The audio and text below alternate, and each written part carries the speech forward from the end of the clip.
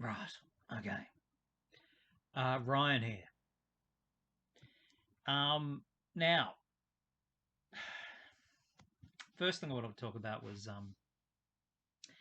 how there seems to be a turn back towards something like a Dan Burish narrative for reality. The Burish paradigm, Dr. Dan Crane, as he's known again, that dude. Um, I've been noticing just with my ears to the ground that there's a return to considering testimonies relating to looking glass technologies, timelines, various timelines, interdimensional beings. Uh, that the and a reconsideration of the notion that the non-human entities behind the UFO phenomenon, abduction phenomenon, blah blah blah, may not be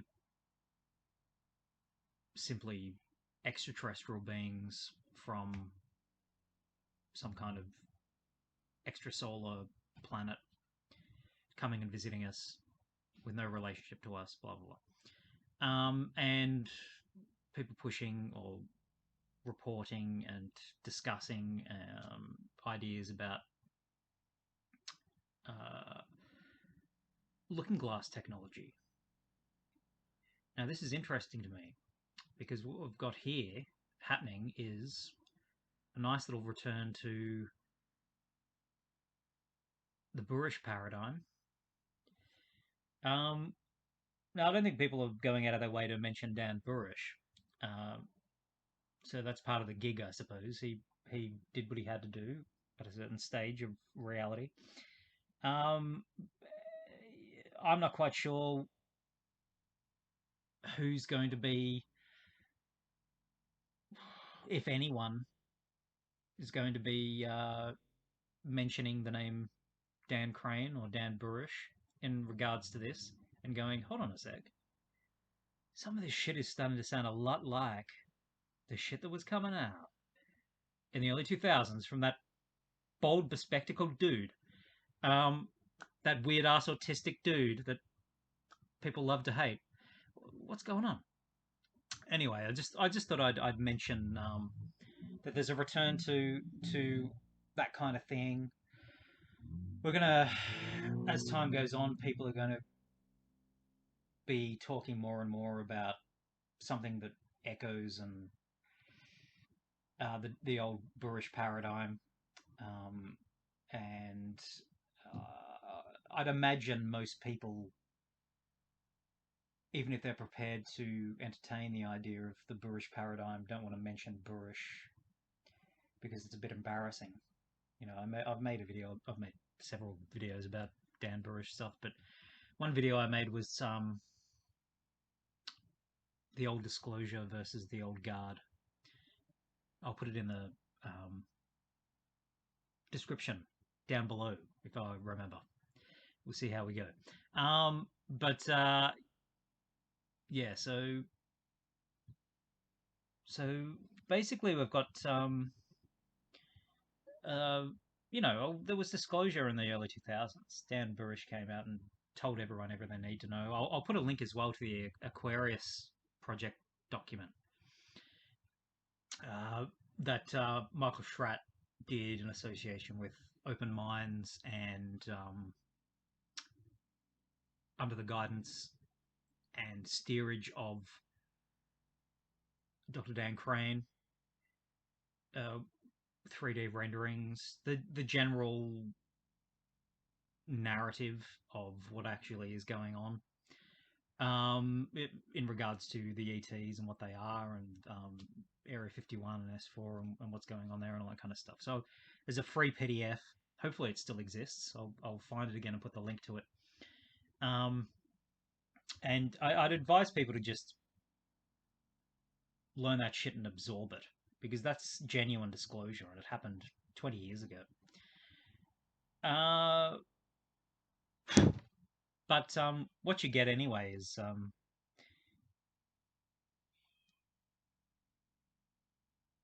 well, in some ways, I'm kind of resentful and frustrated that people haven't worked this shit out yet. But I'm also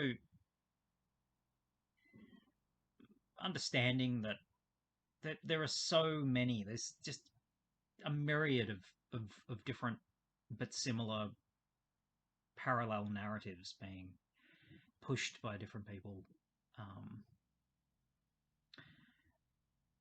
regarding ufology and things like that. I mean, it's just fucking so much bullshit, you know. But I've made a lot of videos about that as well, so I won't go on about that. Um, Basically, it's much easier to talk about who is telling the truth and list them because the bullshit is far outweigh and outnumber the truth tellers regarding this. So, um, from what I can tell, as a genuine experiencer of the beings that are here,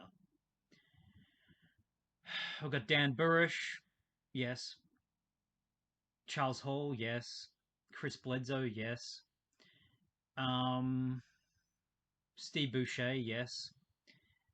Um, Terry Lovelace, yes. Although Terry Lovelace and also Steve Boucher, in my opinion, have been gotten at by mainstream ufology and its narrative and its folklore, and sort of been corrupted by that. But still, their original experiences are genuine. Um, what else have we got? Whitley Strieber, I believe. That dude, I believe. I think he just, I don't know what the fuck that dude's doing. He's sort of like philosophized himself up his own fundament, I think. Um,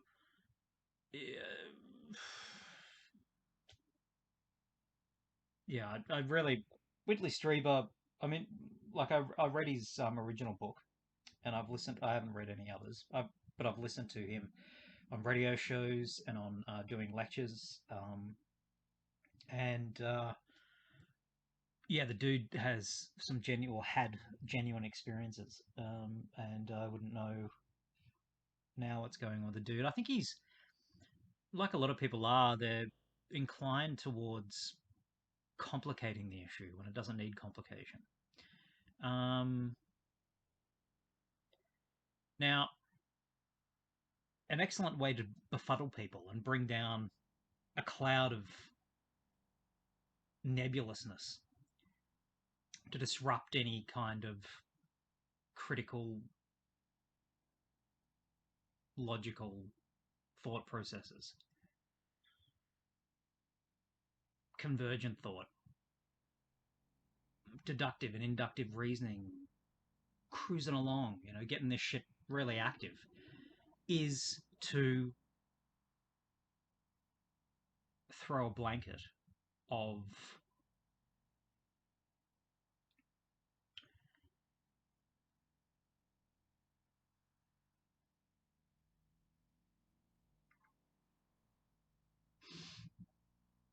bullshit. Um, a blanket of mysticism, esotericism, um, paraphysicality, metaphysicality, um, overcomplicating, baffling with bullshit. I mean, basically, that's the technical phrase, I think. Uh, it is simple. It is explainable. It is understandable. It is not beyond us. It is not so esoteric that we cannot ascertain it in our lifetimes. It is in our faces, and it's real, and it can be understood by us and interacted with. Now, what I'm getting to here is my little anti plug for secret societies. secret societies. These dudes, they exist and live in a world of layers, like an onion. You know, like ogres. But they and so secret societies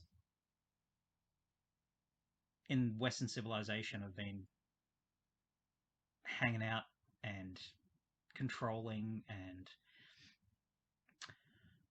directing, steering Western civilization for sure, but elsewhere as well, all around the place. But you know, power in secret knowledge, in occult understandings and things. Uh, that's basically it runs along the lines of this, this is not really a simplification. This is an expression of the actuality. This is literally what it's about.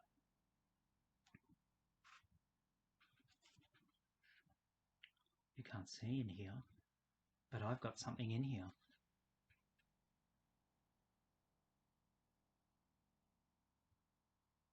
Do you want to see it? Do you want to? It's really interesting. Oh, I can see it. I can see it. Can you see it? Oh, yeah, she can see it. Oh, he can see it as well, but you can't. Do you want to see what's in there?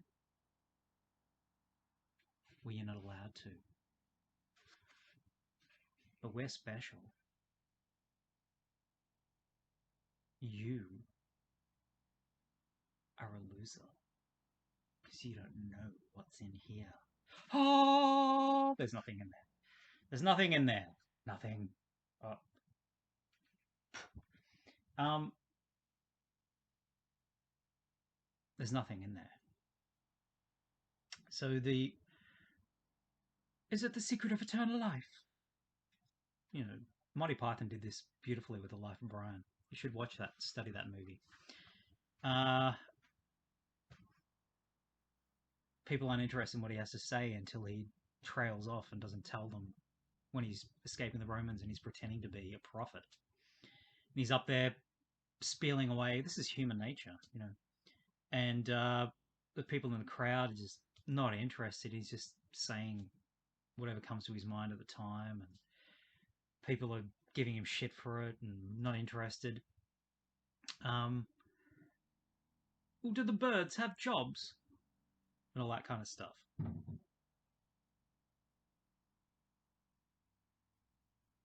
He's giving shit to the birds now. But once he's trailing off and he's not interested in them anymore, and the Romans have gone, he doesn't have to pretend to be a prophet. He starts to wander away, and the people are like, what? Do go on. And he's finished in mid-sentence. Then they're interested in what he has to say. What were you going to say? Is it the secret of eternal life? And then he's the Messiah, So the secret societies that run the world, they know that very well. They don't really have anything. They don't have any secrets. Their secrets are just wrapped up in more bullshit and arcana and nonsense. And they, in the end, are hollow and have been worshipping beings that don't actually like them. I think they found solace in the idea that the P-45J rods existed because the P-45J rods wanted to bring about apocalyptic events of the kind that had happened to them in their timeline, in their reality, and in their past, in their ancient past, which was our present. But and that brought about the Project Preserve Destiny. But the P-45's gone, and the dudes that are left, the tribes of the Black Star, the Mudgener and the Sabedgener, hate and can't abide these people. The people that are currently running the world, the people behind these secret societies and whatnot. and their symbolism's all kind of empty and representative of craft and things like that. You know, like the um, like I think in part the idea of the eye, the all-seeing eye, is related to the craft, the Majina craft of a kind, but also the eye is the black sun, the black star, which is part of the Majina and Sabechina thing. But there have been people abusing for a long time now and taking advantage of positions of power for a huge amount of time, really. Um, I have bizarre ideas about bloodlines and things like that as well. Their bloodlines are no different to anyone else's. They're probably inbred and inferior, actually, in the sense that mongrels make good stock. Of course, everyone knows that, don't they? Well, uh, but otherwise, you get um, repetition in bad genes and bad design. Um, for natural selection, which is the natural process, the ordained natural process of reality, to be functioning and cruising along. Um,